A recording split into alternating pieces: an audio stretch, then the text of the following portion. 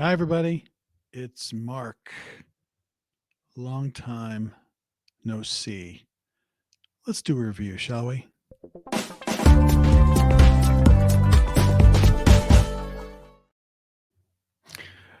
Hi, everybody. Thanks for joining. I've been out of the loop a little bit, so I apologize for that. But I love doing these reviews, and when I get the chance and the opportunity, uh, I'm going to do it. Let me move my mic down so I feel like the mic is overtaking me. Okay.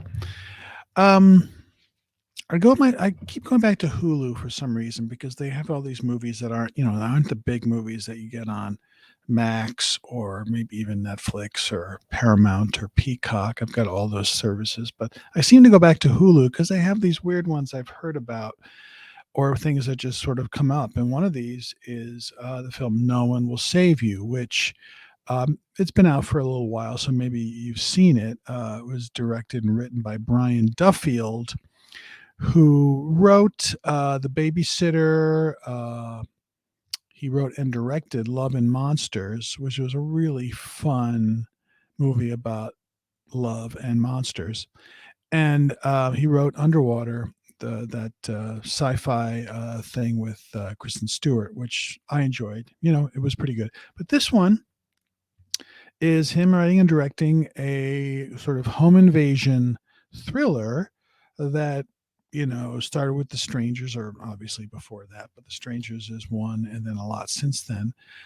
With the twist being, well, two twists. Number one, the invaders are aliens, so there's an alien in this house. The second thing is the film is basically dialogueless. There's one line of dialogue in the whole film. And it's spoken by the lead character. Her name is Bryn, and she's played by Caitlin Dever, who has been in lots of stuff, but this is the first time I've seen her in a big role.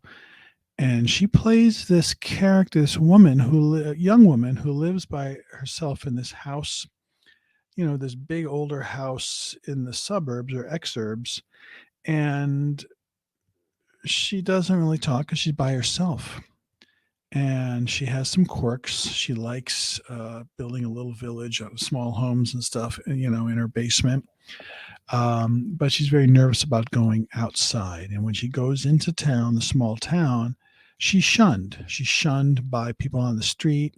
She's shunned by uh, just she gets scowls.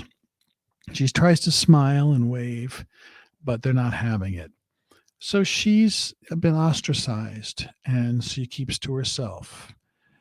She waits for the mailman to come. Even the mailman comes and kind of throws the box kind of as a goof. And, but she's excited to get it. It's another little thing for her village, a small little house that she adds to this very intricate village that she has in her house. But very early on, this doesn't take an hour for the invasion to happen. It starts in the very first couple of minutes of the film. It's almost like Shyamalan's Signs, where that ends, is where this movie picks up. The alien is very much like the typical alien, at least the first one.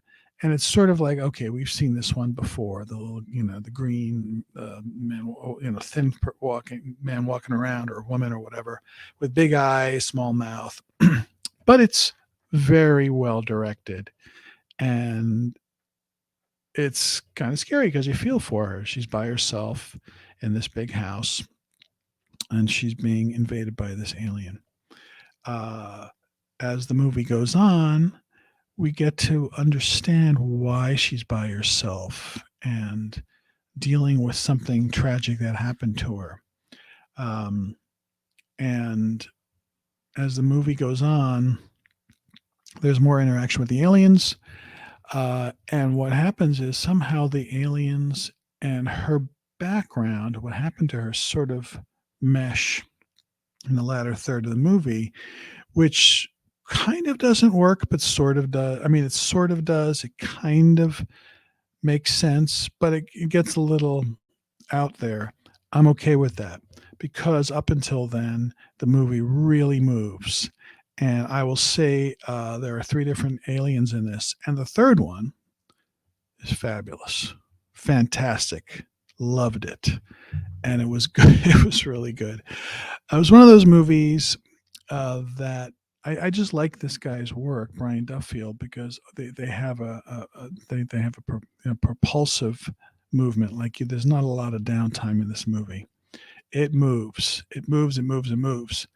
And I like the actress. She's really good playing this sort of oddball, put upon uh, a woman who has a tragic past and has deals with a lot of guilt. So I think the guilt in this movie is manifested in what the aliens, why the aliens are here, at least for her.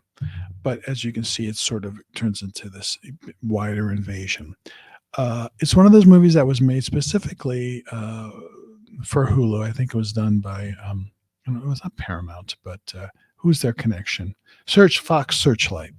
Um, check it out. I really liked it.